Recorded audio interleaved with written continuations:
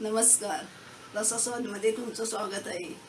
आज आपण बघणार आहोत उपासाची शेंगदाण्याची उसळ. त्यासाठी लागणारे साहित्य हे मी पाव नारळ घेतलाय किसून, आणि हे पाव किलो शेंगदाणे मी रात्री भिजत टाकलेले, ते पाव किलो शेंगदाणे आहेत. एक बटाटा हे बारीक पुडा करून घेतली आहेत मी, आणि हे 6 ओल्या मिरच्या आहेत, चवीपुरतं मीठ आहे, आणि हे फोडणीसाठी तेल आहे. आता मी खोबरं आणि ओल्या मिरच्या मिक्सरला लावून घेणार आहे. आणि मिक्सरला लावते वेळी ते जाड बारीक नाही लावायचं आहे, जरा जाडसरच हे वाटण करायचं आहे, आणि ते वाटण मग आपल्याला फोडणीला द्यायचं आहे. हे आता मी मिक्सरला लावून घेते. उपासाची उसळ आपल्याला कुकरमध्ये बनवायची आहे. तो कुकर मी गॅसवर ठेवला आहे, तो कुकर तापलेला आहे. आता मी त्यामध्ये तेल घालते, फोडणीपुरतं तेल टाकते, 2 चमचे. ओली मिरची आणि खोबरं मी बारीक केलं आहे, हा जाडसर ठेवलेला आहे.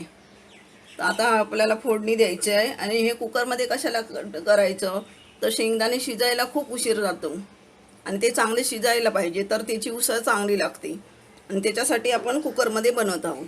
आता हे तेल तापलेलं आहे, आणि मी आता हे वाटण फोडणीला देते.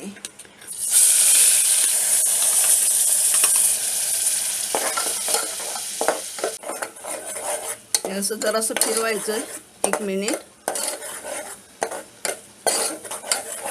आणि मी हे मिरच्या वापरल्या, ते जरा जाड आहेत, तिखट, हे मिरच्या तिखट नसतात, म्हणून मी 6 मिरच्या वापरल्या. आणि छोटे मिरच्या असतात ते तिखट असतात, ते कमी वापरले तरी चालतील. कोणाला तिखट खायचं असेल त्यांनी त्याच्यापेक्षा जास्त मिरच्या वापरले तरी चालतात. 1 मिनिट झालं, मी हे चांगलं फिरवून घेतलं आहे खोबरं. आणि आता शेंगदाणे टाकते आतमध्ये.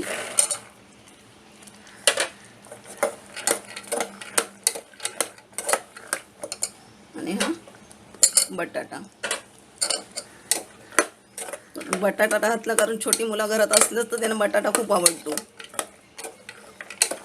तर बटाटे घालून ही उसळ चांगली होती, म्हणून बटाटा टाकलाय. चवीपुरतं मीठ.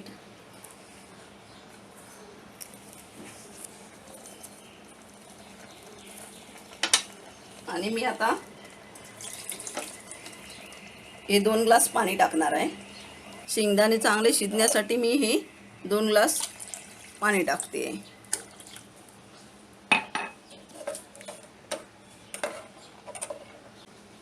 हे झाकण लावून मी आता कुकर बंद करते. आणि आपल्याला आता ह्याला 5 शिट्या द्यायच्या आहेत. 5 शिट्या झाल्यानंतर मी तुम्हाला काढून दाखवते. शेंगदाण्याची उपासाची उसळ तयार आहे. यामध्ये मी खोबरं आणि मिरचीच वापरलेली आहे. आणि ही उपासाची उसळ सगळ्या जणांना, लहानपासून मोठ्या जणांना सगळ्यांना आवडेल. ही रेसिपी तुम्ही करून बघा आणि मला जरूर कळवा. धन्यवाद.